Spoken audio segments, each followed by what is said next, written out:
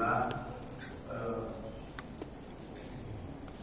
yang tidak boleh berhenti dari kita itu adalah rasa syukur. Nah, kita boleh berhenti. Karena apa? Karena setiap waktu, setiap saat kita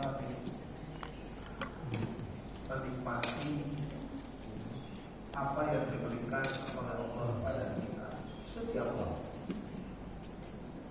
Ya, kata orang bersyukur itu meningkat imannya, meningkat ibadahnya, meningkat amal solehnya.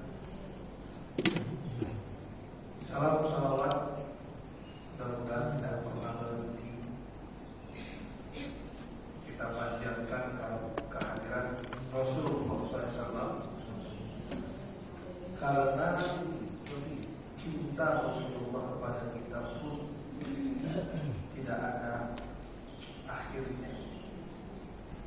Manusia yang paling dibanggakan oleh Rasulullah adalah kita, ya, yang tidak pernah bertemu dengan Rasulullah tapi beriman kepadanya.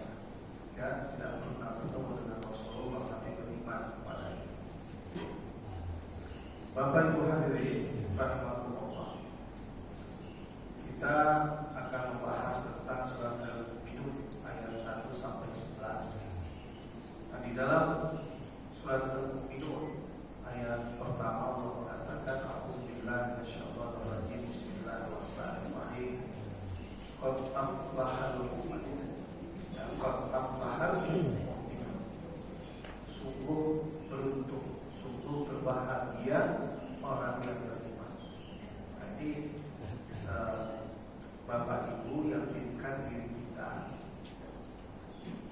ini penting meyakini bahwa orang beriman itu beruntung, orang beriman itu bahagia. Maksudnya apa? Kenapa begitu pentingnya kita meyakini hal ini? Bahwa orang beriman ini adalah manusia yang paling disayangi, dicintai oleh Allah. Bahkan orang beriman ini dikatakan oleh Allah, kuntum khairal ummah, sebaik-baik umat. Jadi ketika mendengar ayat-ayat ini, harusnya optimisme itu meningkat, harusnya keyakinan pada diri kita itu, harapan pada diri kita itu besar. Makanya orang beriman itu tak boleh berputus asa dari rahmat Allah. Ya, maka Allah katakan kuntum khairal ummati ukhrijat lin-nas ta'muruna bil ma'ruf wa tanhauna 'anil munkar. Nah, kalimat atau ayat terakhir wa tu'minuna billah. Nah, kenapa dia beruntung? Dia sebaik-baik umat. Ya, di muka bumi ini kita ini adalah sebaik-baik umat. Tapi kan harus punya tanggung jawab. Bapak Ibu punya tanggung jawab. Jadi kalau merasa umat terbaik itu tanggung jawabnya apa? Ta'muruna bil ma'rufi wa tanhauna 'anil munkar. Tanggung jawab kita adalah amar ma'ruf wa nahi munkar. Nah, itu ciri khas orang beriman yang beruntung itu. Nah, orang beriman ini yang dikatakan oleh Allah qad aflahal mu'minun, gak boleh gampang sedih, gak boleh gampang takut, gak boleh gampang cemas. Ya, Allah itu sayang kepada kita, Allah itu selalu bersama kita. Allah itu mengiringi setiap langkah hidup kita. Maka wala tahinu wala tahzanu, surat Al-Imran 139, wala tahinu wala tahzanu wa antum a'launa in kuntum mu'minin. Jangan kamu merasa lemah, jangan kamu bersedih hati, kamu manusia yang paling tinggi derajatnya jika kamu beriman. Saya cerita loh. Jadi setelah kuliah subuh saya mau kuliah duha di Taruh. Maka nunggu jadwal kuliah duha saya sarapan di samping Plaza Bintaro. Waktu saya masuk di tempat sarapan, tiba-tiba mata saya langsung tertuju kepada dua orang di sebelah kanan yang menyapa saya. Ustaz, apa kabar? Baik, alhamdulillah. Saya nggak kenal, mereka kenal. Ya. Saya jemaah Ustaz. Oh ya Pak. Akhirnya yang tadinya saya punya rencana ambil satu meja, akhirnya saya bergabung dengan meja tersebut gitu ya. Singkat cerita, orang ini punya kekayaan total sama nilai perusahaan yang sudah sudah bagus. Itu satu T.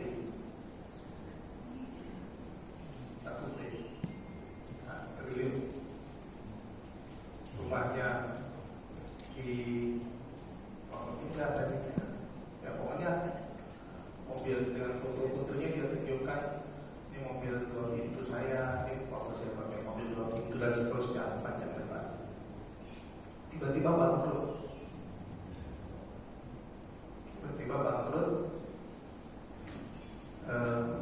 Dia berkaca-kaca matanya. Dia bilang saya hampir saja bunuh diri. Nah, terus saya katakan bahwa nggak boleh kehilangan harapan.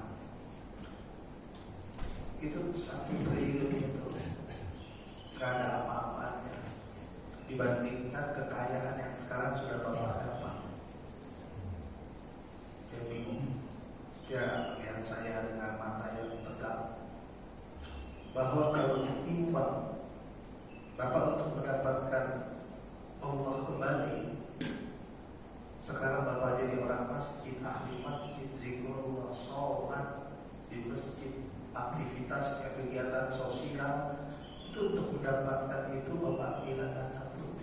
Nah kalau ditimbang nilai iman takwa Bapak dengan angka 1 T itu, 1 T itu kecil dibandingkan apa? Jangankan 1 T kata Allah di Al-Quran. Buka surat sekian, ayat sekian, surat sekian, ayat sekian.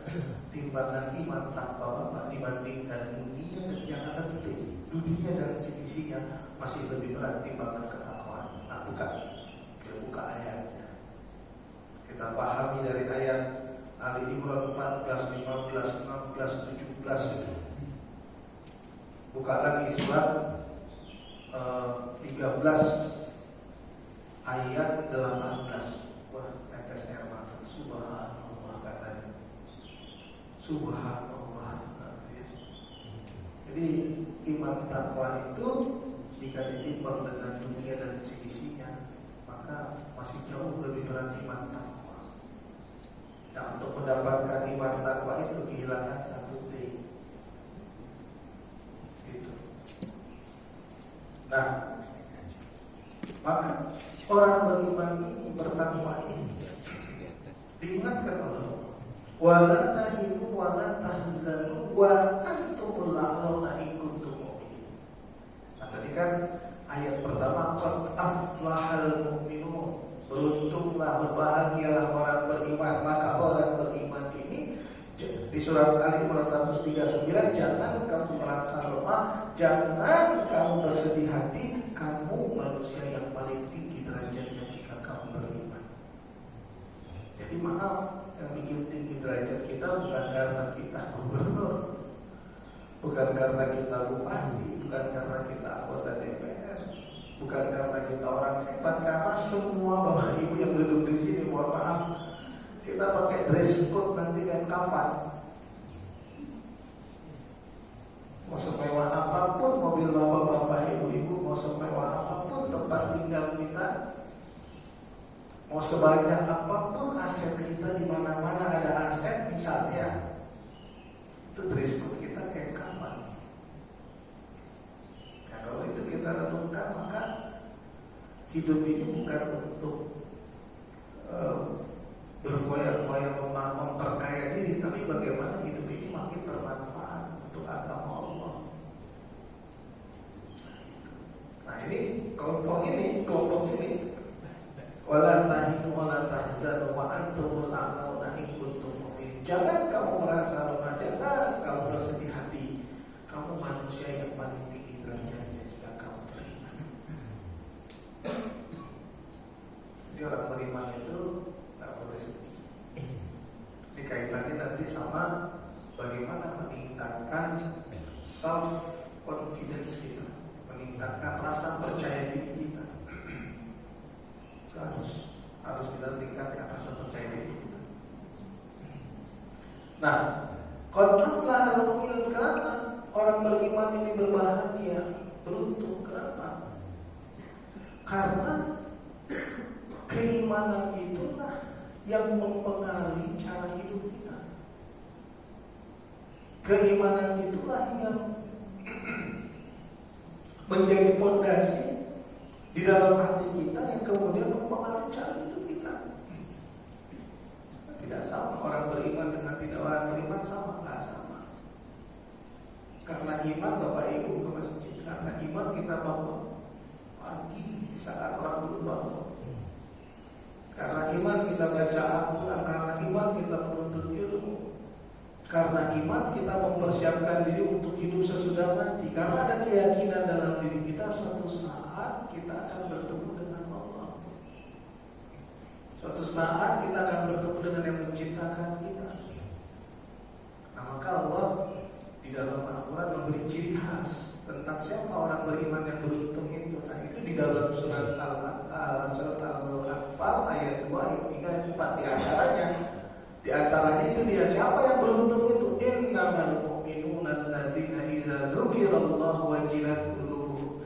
Orang beriman yang beruntung yaitu ciri khasnya ketika disebut nama Allah gemetar hatinya. Nah, waktu disebut nama Allah hati kita gemetar. Wa idza tuliyat alaihim ayatu zadatuhum imanan. Ketika dibacakan ayat-ayat Allah bertambah imannya. Nah, seperti yang pernah saya sampaikan, ayat-ayat itu yang utama itu pastinya adalah dibacakan ayat-ayat Allah ke ayat Al-Quran. Dibacakan. Tapi kalau membaca itu bisa ayat-ayat kehidupan. Ayat kehidupan yang saya pernah sampaikan, hujan, air, salju, api, angin, badai, gempa, lautan, daratan, udara, pesawat bisa terbang, bahtera bisa berlayar dan seterusnya. Nah, jika dibacakan ayat-ayat Allah, bertambah imannya. Wa idza tuliyat alaihim ayatu zadatuhum imanan. Nah, ciri khas orang beriman Bapak Ibu, wa ala rabbihim yatawakkalun. Sebenarnya itu tawakal kepada Allah. Kalau orang beriman sudah meniatkan semua aktivitasnya ibadah, tinggal tawakal. Dalam perjuangan ini serahkan segalanya kepada Allah. Jadi setelah berjuang tawakal, setelah bertarung tawakal. Hasil milik Allah, keputusan hak prerogatif Allah. Tapi mustahil orang yang berjuang itu tidak menang. Maksudnya apa? Orang berjuang karena Allah pasti menang. Kok pasti? Ya pasti. Berjuang karena Allah pasti menang. Maksudnya apa sih menang? Nih, punya harapan, mengejar harapannya ibadah, bisa dapat, bisa enggak. Bisa dapat tuh harapan, bisa enggak. Jadi dapat menang, gak dapat menang. Dapat dia bersyukur, gak dapat dia bersabar.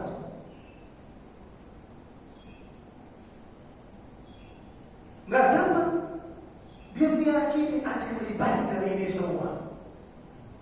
Menang secara spiritual. Ada ketenangan.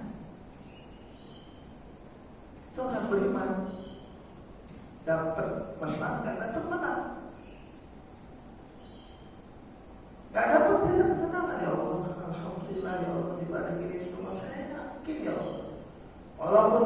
kenyataan, tidak sesuai dengan harapan saya, begitu yakin ada yang akan lebih baik kau berikan kepadaku dibanding itu semua. Nah itu makanya orang beriman itu tidak pernah berprasangka buruk kepada Allah, Bapak Ibu. Tidak pernah. Makanya qad aflahal mu'minun, beruntung orang beriman itu pasti. Gimana beruntung, saya diuji oleh Allah, saya dicoba oleh Allah. Justru ada cinta Allah di balik cobaan dan ujian hidup itu.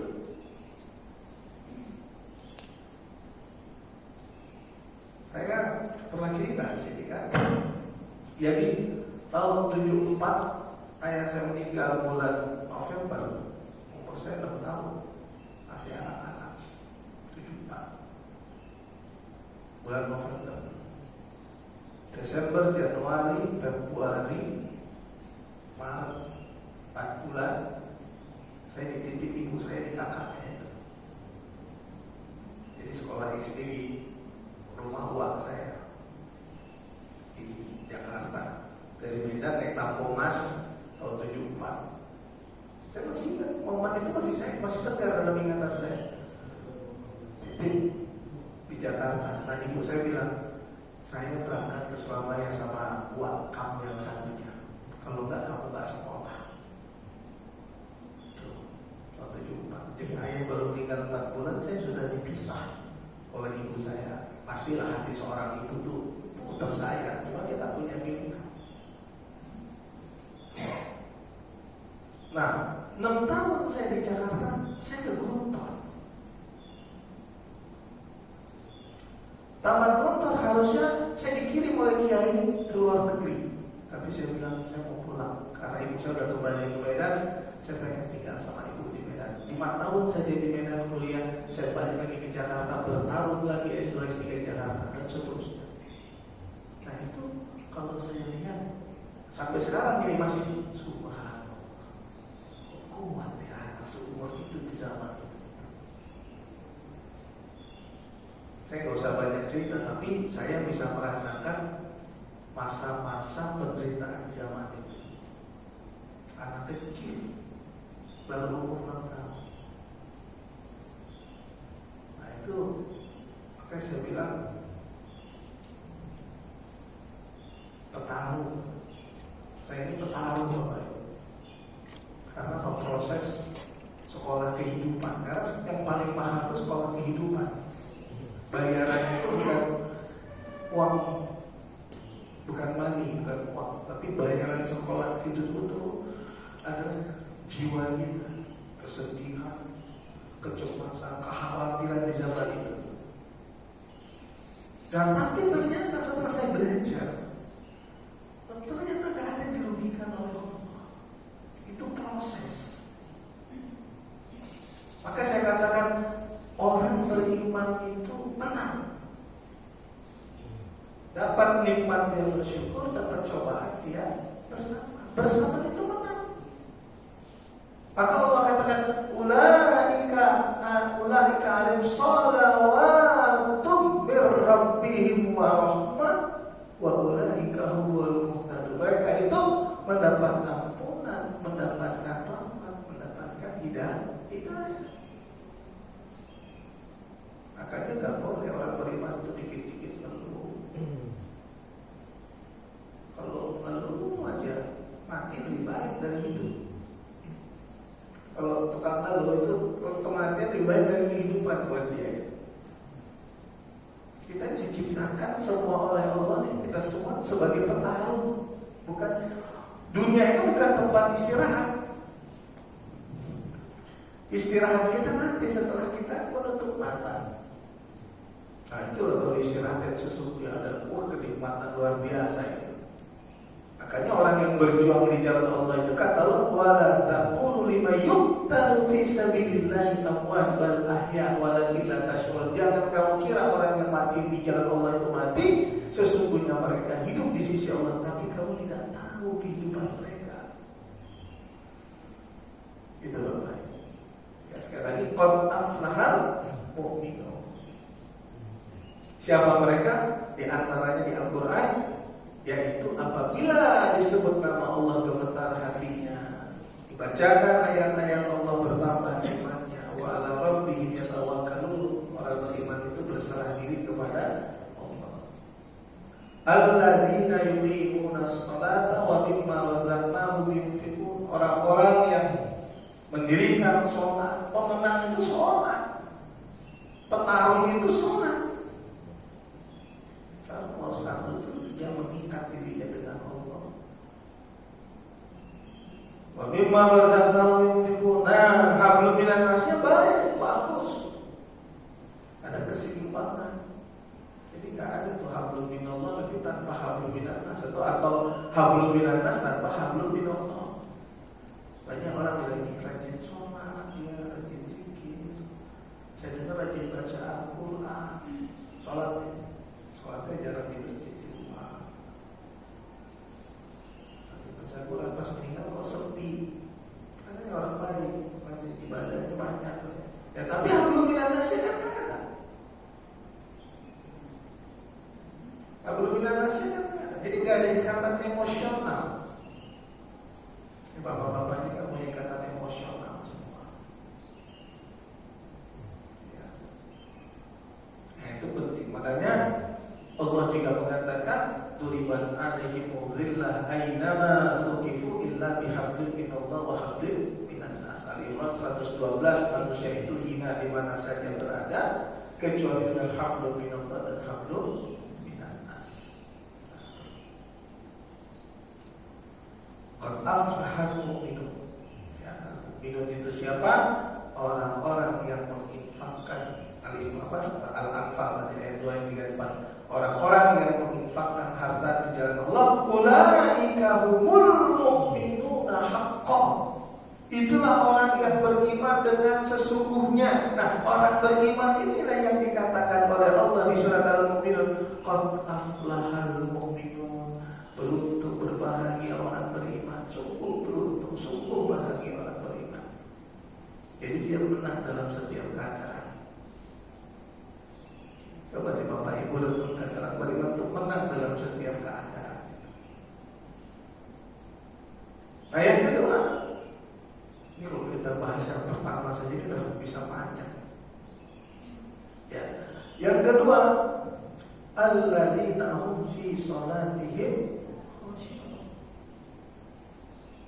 Kunci kemenangannya itu apa? Dia sholatnya khusyuk. Sholat khusyuk itu bukan pada gerakan. Gerakan itu mencerminkan kualitas hati. Maka kalau khusyuk hatinya, khusyuklah gerakannya. Jadi khusyuk itu adanya di hati. Makanya Al-Quran mengatakan wasta'inu bis-sabri was-shalah wa surat Al-Baqarah ayat 45. Al-Baqarah ayat 45, wasta'inu bis-sabri was-shalah wa innaha lakabiratun illa 'alal khashi'in. Minta tolonglah kepada Allah dengan sabar dan salat. Sesungguhnya salat itu amat berat. Bangun jam segitu berat. Tapi bagi orang yang punya hati khusyuk tak berat.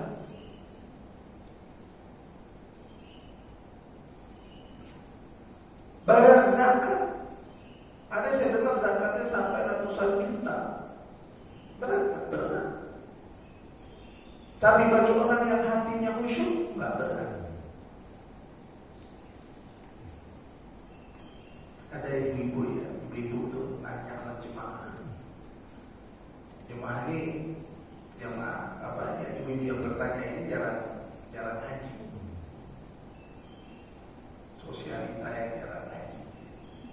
Dia bilang, mau mana? Mau haji. Haji. Kan bisa di rumah ya, dalam kajian lah.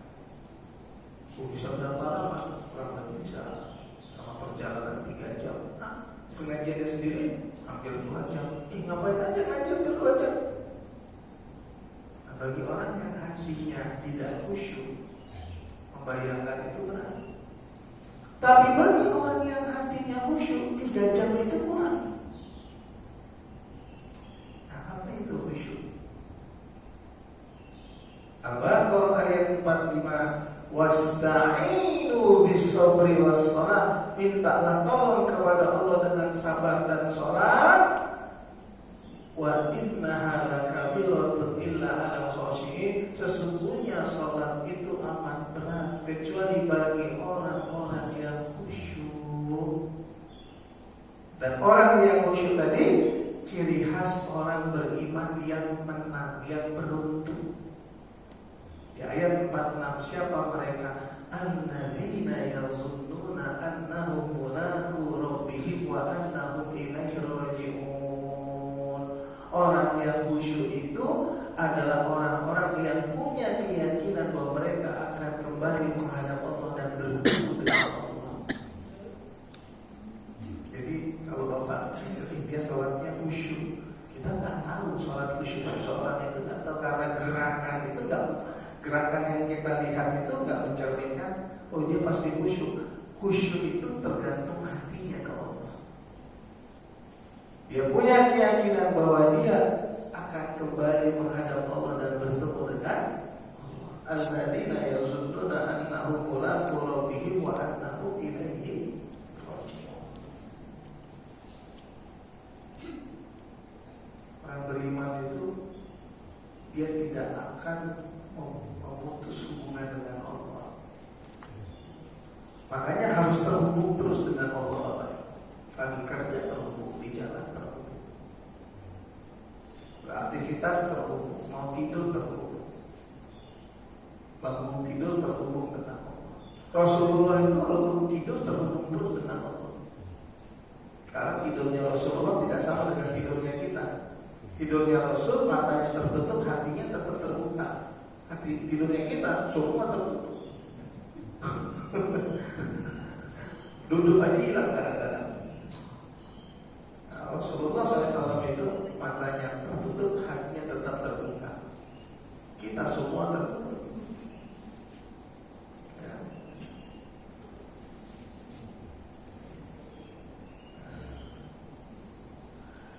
Jadi kalau bicara tentang khusyuk, khusyuk itu adalah hati. Alladzina yazunnuna annahum mulaqu rabbihim wa annahum ilaihi raji'un. Orang yang khusyuk artinya punya keyakinan bahwa dia akan bertemu dengan Allah, kembali menghadap Allah. Nah, kunci kedua, kalau Bapak Ibu bicara tentang keberuntungan, kebahagiaan, sholat khusyuk.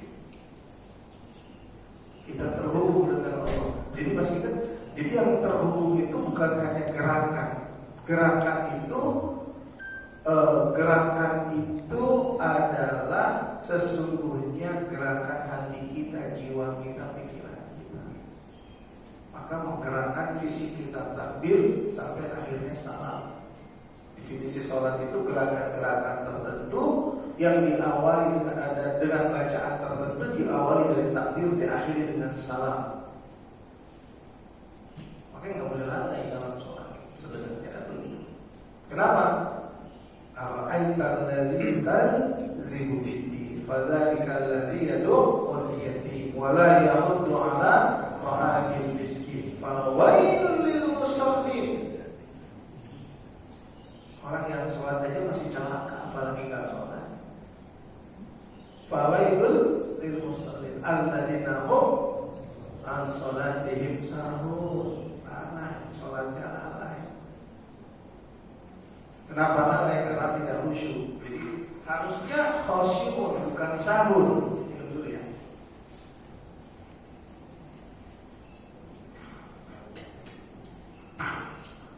Harusnya khusyuk bukan sahur.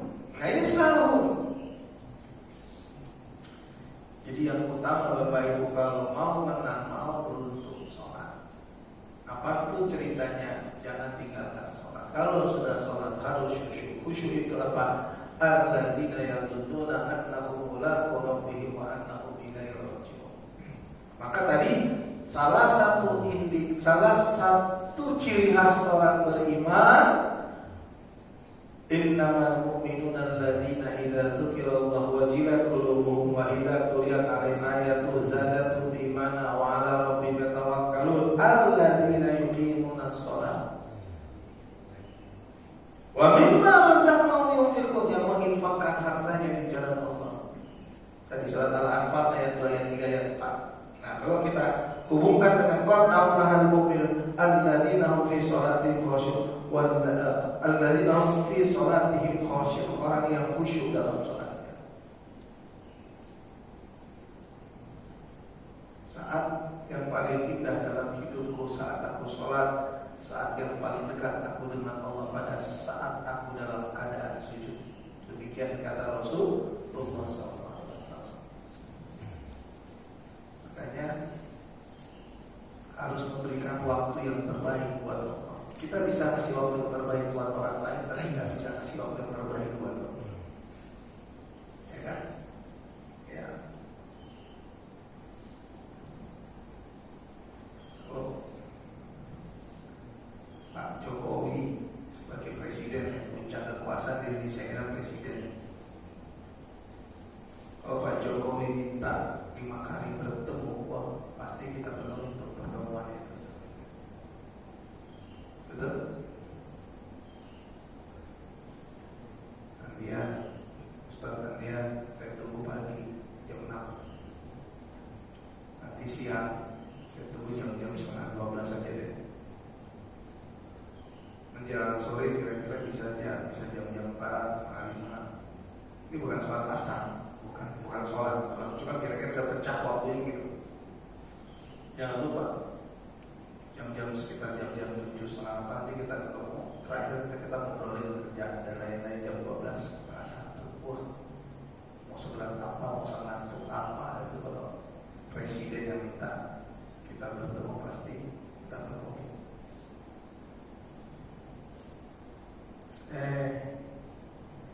Setelah itu gak jadi presiden lagi. Bukan kekuasaan yang abadi.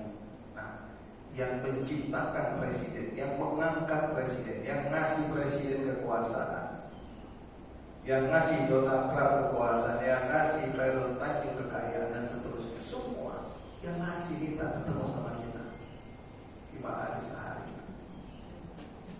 Yang menciptakan kehidupan, yang ngasih kita pasangan, yang ngasih kita anak, yang ngasih kita rezeki, yang dulu kita bukan siapa-siapa, dulu tinggal juga kontrak, yang ngasih kita pekerjaan, yang memberikan kita kehidupan.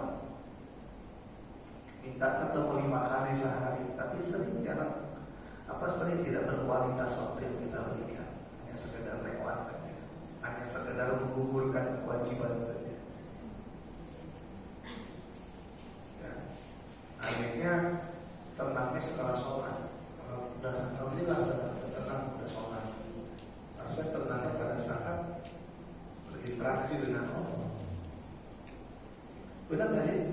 Harusnya itu tenangnya pada saat ngobrol, pada saat bertemu, pada saat berinteraksi, pada saat saling menyayangi, pada saat. Kalau ini kita kebalik. Alhamdulillah sudah tenang, sudah sholat. Tenangnya setelah sholat. Kan harusnya pada saat sholat itu damai, bahagia, pengen lama gitu, pengen berduaan lama gitu,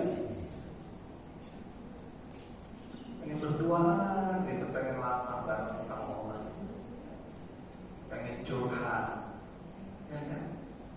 Pengen cerita aktivitas hari ini, ya Allah aku senang, ya Allah aku bersyukur, ya Allah banyak kebaikan aku dapat hari ini, ya Allah. Banyak silaturahim hari ini, kalau ada rezeki kita dikembalikan kepada Allah. Bertemu hamba siang, ada pintu kebaikan yang terbuka, ya Allah. Kan itu sebetulnya. Tapi kita justru sholat itu masih banyak yang hanya sekedar menggugurkan kewajiban. Ya, tuh kunci keberuntungan pertama. Ya, qad aflahal mu'minun alladzina hum fi sholatihim khashi'un. Ya.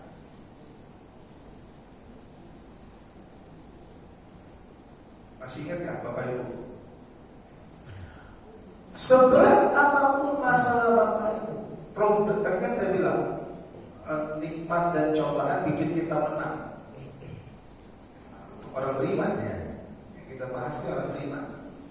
Sebenarnya apapun cobaan hidup kita, serumit apapun masalah kita, Allah ikat, Allah kunci dengan ya ayyuhalladzina amanu ista'inu bis-sabri was-shalah innallaha ma'as-sabirin.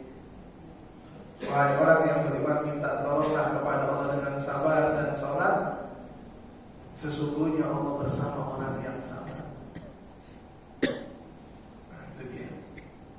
Jadi kalau sudah sholat ada ketenangan, ada kedamaian, ada keyakinan bahwa di balik cobaan itu ada rahmat. Gitu.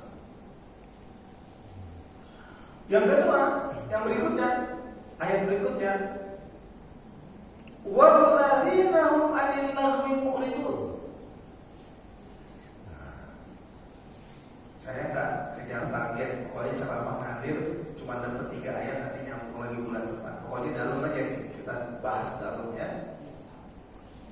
Walladzina hum 'anil lagwi mu'ridun, orang yang memelihara diri dari perkataan dan perbuatan yang sia-sia.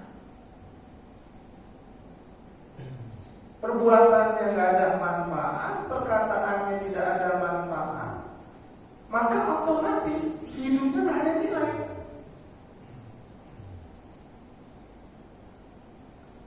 Jadi seseorang yang perbuatannya penuh maksiat, tidak ada manfaatnya, ucapan-ucapannya tidak ada nilainya, maka berarti hidupnya tidak ada nilai. Kalau hidup itu kan waktu, Bapak Ibu. Kalau bicara hidup, bicara waktu, bicara umur. Kesempatan yang Allah berikan kepada kita beda-beda ya, waktu yang Allah berikan kepada kita itu nggak sama, beda. Tapi ada cuma 30 tahun saja dia hidup, ada nilai. Tapi ada yang mungkin hidupnya sampai 90 tahun, nggak ada nilai. Kenapa? Hidup perbuatannya sia-sia, hartanya sia-sia, ya, kehidupannya sia-sia, ucapannya sia-sia. Maka seseorang itu dinilai dari apa? Dari amal perbuatannya, kan sepakat nilai. Maka ada istilah amal soleh. Jadi ada yang dikasih waktu sekian puluh tahun, ucapannya nggak ada yang bermanfaat. Kalau ngomong sombong, meninggi. Kalau ngomong nyakiti, bergibah, fitnah. Kalau ngomong selalu merendahkan orang lain. Ada tuh orang tuh kalau ngomong tinggi, kalau udah tinggi biasanya merendahkan orang lain, senangnya bergunjing, bergibah, memfitnah. Maka tidak ada yang ucapannya itu dalam bentuk qaulan karimah, ucapan mulia. Rasulullah itu, Bapak Ibu, Rasulullah SAW itu tidak dikenal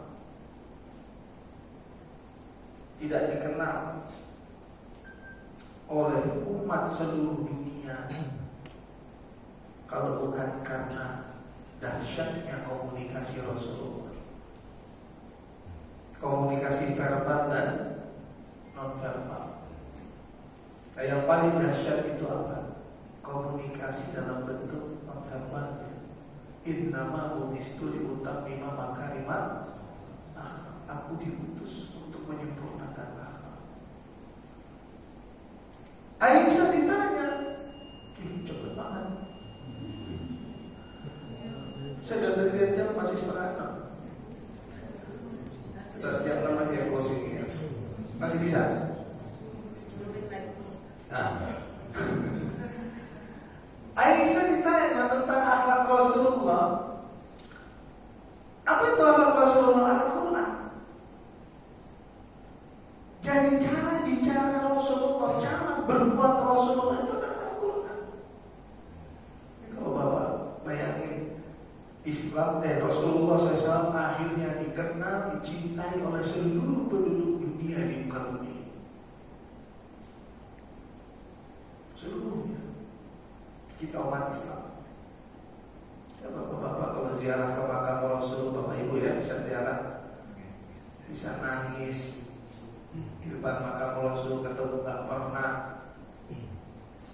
ngobrol nggak pernah, berulang-ulang pengen ziarah di makam Rasul. Kita nggak gitu-gitu amat sama kakek kita. Bapak-bapak kalau pulang ke kampung halaman belum tentu juga ziarah ke makam orang tua. 3-4 hari di kampung halaman belum tentu ziarah ke makam orang tua.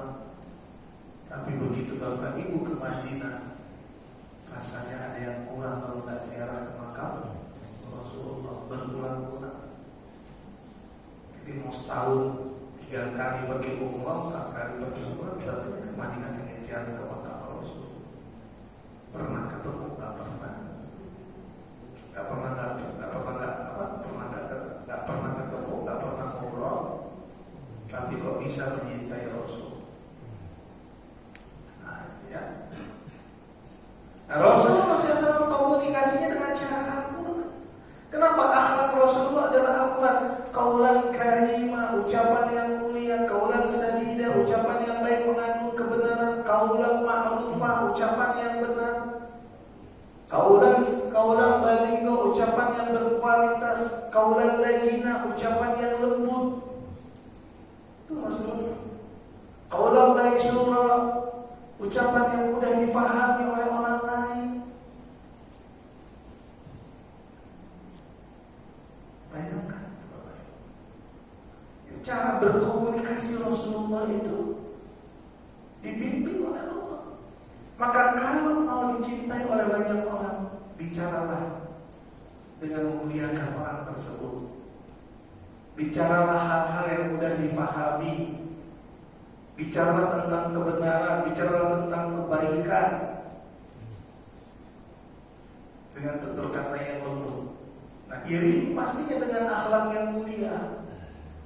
Nah, jadi orang beriman yang beruntung tadi itu dinilai dari apanya? Dari ucapannya, dari perbuatannya. Begitu ucapannya sia-sia, perbuatannya sia-sia, berarti umurnya yang sia-sia. Kalau umurnya sia-sia, kehidupannya sia-sia. Ini contohnya bapak-bapak, ibu-ibu sekarang mengalokasikan waktu 2 jam. Untuk apa? Sholat ke masjid, untuk ilmu. Berarti 2 jam ini bernilai. Kalau dibarter 2 jam ini dapat surga. Nah, itu dari umur kita dan pulang di 2 jam ini, gitu kan? Berarti ada tinggal 22 jam, ya kan? Nah, habis dari sini, ibu-ibu pulang ke rumah, dipermukena ke dapur, betul? Di dapur berapa jam? Kira-kira pagi-pagi begini biasanya berapa jam? 2 jam. Masak, mempersiapkan sarapan, ya kan? Berarti berkurang 2 jam, tinggal 20 jam. Bapak-bapak ngapain? Pulang ke rumah ngapain? Mandi, bersih-bersih. Nah, mungkin baca Quran, mungkin mau jogging. Sebelum bersih-bersih jogging dulu, jogging untuk kesehatan. Kesehatan untuk kebahagiaan, ya, ibadah 2 jam juga. Udah berkurang 2 jam, 20 jam. Nah,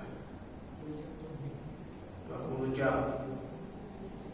Habis itu bapak-bapak kantor, di jalan sama pulang kantor nanti 8 jam.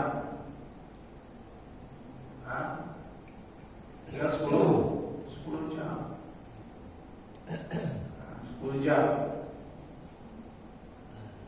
Nah, kalau kita total yang diambil waktu sholat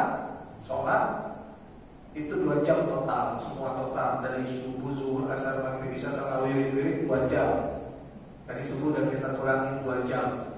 Berarti tinggal subuh kan diambil tadi sekitar 10 menit, 20 menit lah kita katakan. Berarti tinggal 1 jam setengah. 10 jam dikurangi 1 jam setengah, kurang lebih kita bicara kurang lebih. Udah tinggal 8 jam setengah. WA buka medsos samaan WA 4 jam. Di total WA dari pagi sampai malam 4 jam untuk WA aja. update status itu dan seterusnya. Tapi kan kita bedah waktu kita tuh tinggal berapa. Nah kalau bisa tadi ngaji 2 jam, ya kan, sholat 2 jam diambil untuk ngaji menuntut ilmu totalnya sehari 2 jam, kerja 8 jam. Nah berarti umur kita tak sia-sia. Gitu lah kira-kira. Makanya orang beriman yang sukses, yang menang itu walladzina hum 'anil lagwi mu'ridun, orang yang memelihara diri dari perkataan dan perbuatan yang sia-sia. Nah makanya masih ingat kenapa Allah bersumpah wal asri. Nah itu dia, wal asri, demi masa, waktu asar. Asar itu asar. Jadi bergerak dari sini, berakhir di sini.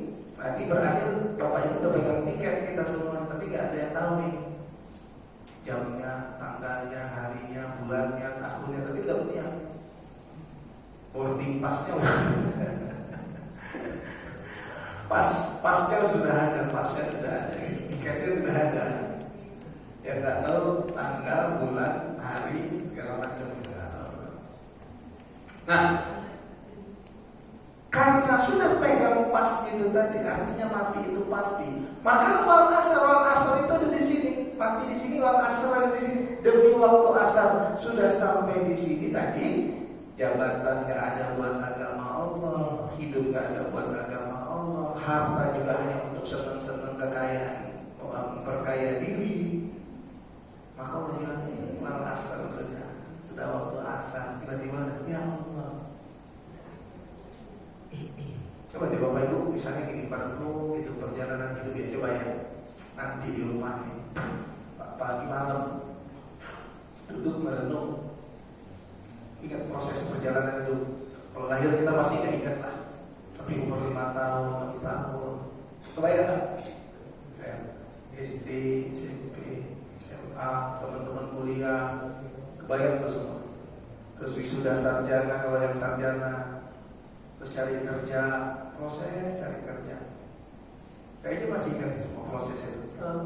Cari kerja, kemudian ketemu jodoh, kemudian sanding di pelaminan gedungnya, undangan yang hadir pada saat itu, momen-momennya, siapa naik ke panggung kita, nyalamin kita yang pertama, Masya Allah, terbayang semua. Saya masih terbayang. Terbayang semua. Istri hamil atau ya proses ya hamil melahirkan gitu ya, hamil melahirkan, bawa anak ke rumah sakit, periksa anak dulu rumah sakit, demam, seterusnya sampai anak sekolah, buka mata, ya Allah sudah asar. Cepat ya waktu ini, tiba-tiba sudah asar. Oh ternyata di dalam proses hidup itu punya jabatan jauh dari agama Allah, punya harta jauh dari agama Allah, punya ilmu jauh dari ketaatan kepatuhan kita kepada Allah. Nah itulah yang dikatakan oleh Allah, innal insana lafi khusr, sudah berada di waktu asar, dia dalam kerugian. Sudah berada di waktu asar, dia dalam kerugian. Maka kalau sudah berada di waktu asar, orientasi hidup bukan dunia lagi.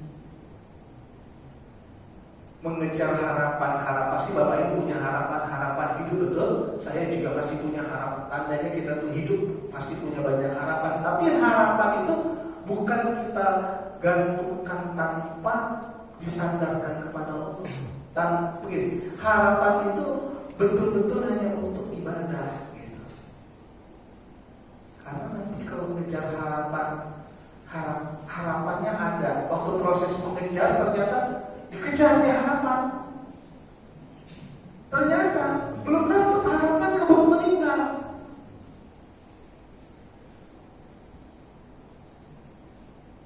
Saya ini punya harapan sekarang, lagi saya kejar harapan saya ini sekarang ini, belum dapat, meninggal. Nah, kalau mengejar harapannya waktu itu bukan untuk agama Allah, bukan untuk makna hidup, niatnya hanya untuk popularitas biar disebut hebat, belum dapat mengejar harapan meninggal. Nah, tapi kalau kita udah niatkan, ya Allah, nanti saya akan dapat alhamdulillah, nggak dapat niat sudah sampai. Jadi Bapak Ibu mau apa sekarang? Mau jadi orang apa? Mau sehebat apa? Silakan. Tapi tanya tujuannya apa? Manfaatnya apa? Kalau cuma biar terkenal, biar jadi orang hebat, biar dihormati orang, urungkan niat itu. Kalau niatnya hanya karena itu. Karena apa? Wal asri innal insana lafi khusr. Ya, manusia dalam kerugian illal ladzina amanu wa 'amilus shalihati wa tawassaw bil haqqi wa tawassaw bis sabr. Jadi nilai diri kita itu adalah sebetulnya amal soleh kita. Nah, amal soleh itu sendiri adalah kunci bahagia. Coba deh, sedekah bahagia, nuntut ilmu bahagia, berbagi rezeki bahagia, menyayangi bahagia, menyintai bahagia, dicintai bahagia, nuntut ilmu bahagia, berbagi ilmu bahagia. Yang saya sampaikan realita. Ketika Bapak Ibu berbuat baik, feedbacknya apa? Rasa bahagia. Makanya orang hebat itu bukan sukses untuk dirinya. Setelah dia sukses untuk dirinya, bagaimana dia membuka kesuksesan buat orang lain. Orang yang paling berbahagia itu bukan hanya membahagiakan dirinya. Setelah dia bahagia, dia berbagi kebahagiaan buat orang lain, membahagiakan orang lain. Nah, ini yang kata peneliti di Amerika, orang-orang yang sudah melampaui, bukan membahagiakan dirinya, tapi sudah melampaui itu bisa membahagiakan orang lain, itu lebih sehat, lebih panjang umurnya daripada orang yang hanya sekedar membahagiakan dirinya. Nah, orang lain yang paling dahsyat untuk dibahagiakan itu, maksudnya di luar dari diri kita, itu adalah orang tua kita. Maka ada hadis dalam sebuah hadis, kalau ingin diluaskan rezeki sama dipanjangkan umur, itu adalah berbakti pada orang tua. Berbakti pada orang tua, hidup dan matinya. Matinya apa? Doa. Kalau orang tua sudah wafat, doa. Bersedekah, ingatkan untuk orang tua, dan seterusnya. Ya, walladzina hum 'anil lagwi mu'ridun. Nah, baru situ aja ya. Nah, jadi orang yang memelihara diri dari perkataan dan perbuatan yang sia-sia. Saya kira itu. Ada pertanyaan Bapak Ibu? Cukup? Cukup. Ya, semoga Allah berikan kita kesehatan, kekuatan, limpahan rahmat, kesembuhan dari berbagai penyakit, perlindungan Allah terhadap kita, keluarga, anak cucu kita, dilindungi akidahnya, hati, jiwa, pikirannya, kehidupannya, panjangkan modal ketaatan kepatuhan kepada Allah, dilapangkan rezeki kita. Al-Fatihah.